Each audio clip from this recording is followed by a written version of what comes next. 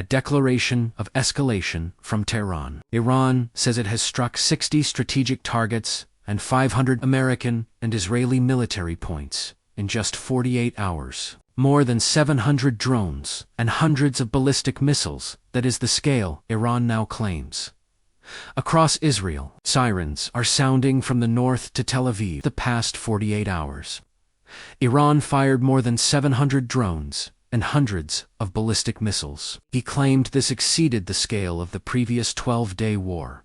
Asterisk in the name of Allah, the most gracious, the most merciful. The 11th wave of Operation True Promise 4 was executed in Galilee in the occupied territories were all struck by Iranian missiles and drones.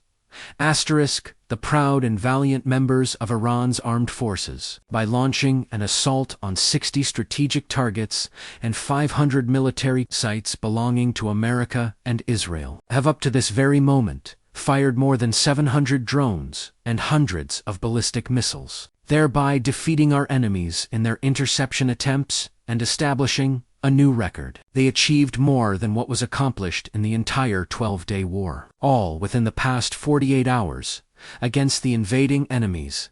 Asterisk.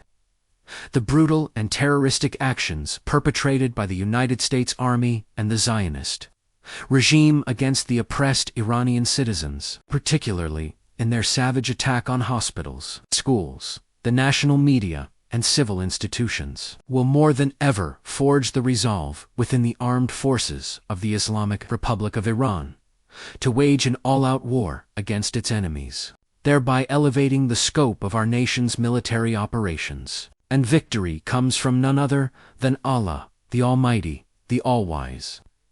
The United States has confirmed the deaths of 6 military personnel at the time of publication. The fatalities come after us and Israeli strikes on Iran early Saturday morning. Tehran described its drone and missile barrage as retaliation against both Israel and US assets across the region. Explosions have been reported in multiple Gulf countries as the confrontation expands beyond a single battlefield. Each side now frames its actions as a defensive response to the other's escalation. Inside Israel, sirens have sounded repeatedly. Rockets were fired from Lebanon, triggering alerts across northern Israel, including the Galilee Panhandle and the Golan Heights.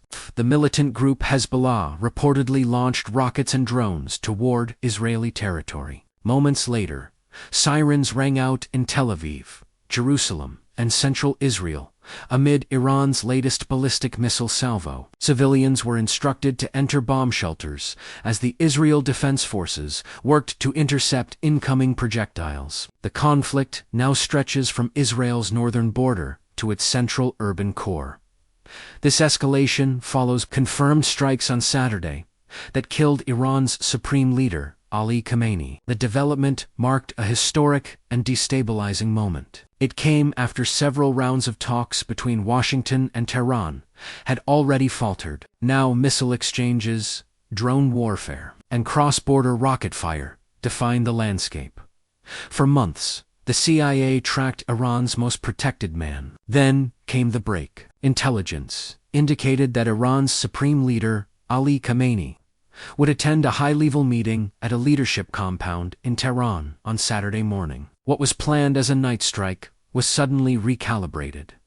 According to a report by the New York Times, the CIA had been tracking Khamenei for months, steadily building what officials described as high-fidelity intelligence on his movements and patterns. The breakthrough came when U.S. intelligence learned that a meeting of top Iranian officials was scheduled for Saturday morning at a central Tehran compound, and that Khamenei himself would be present. The intelligence was passed directly to Israel. What had been designed as a night operation was reconsidered. The new information provided a narrow but decisive window to U.S. sources, and one U.S. official told Reuters that striking while Khamenei was in session, with senior aides significantly reduced, the possibility of escape or relocation. It was a critical operational calculation. Khamenei was known to avoid predictable appearances and frequently change locations.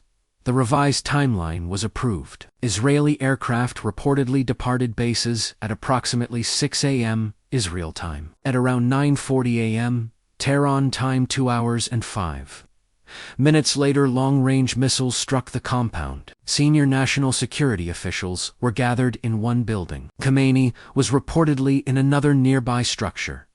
The joint mission carried two names: Operation Roaring Lion by Israel and Operation Epic Fury by the United States. According to a report by the New York Times, the strike involved U.S. warships launching Tomahawk cruise missiles, U.S. Army HIMARS systems, Israeli fighter jets, and one-way attack drones deployed by Task Force Scorpion, strike marking their first use in combat. U.S. President Donald Trump later posted that American intelligence had successfully tracked Q movements, and that he was unable to avoid our intelligence and highly sophisticated tracking systems. The compound targeted was described by the New York Times as housing the offices of the Iranian presidency, the supreme leader, and the National Security Council, effectively the nerve center of the Islamic Republic. Israeli assessments indicated that those present included Mohammed Pak, Commander-in-Chief of the Islamic Revolutionary Guard, Corps Defense Minister Aziz Nasser Admiral Ali Shemanogi, Aerospace Force Commander Said Majid Museva, Deputy Intelligence Minister Mohammed Shirazi. The joint mission marked a decisive shift from covert shadow conflict to direct leadership targeting.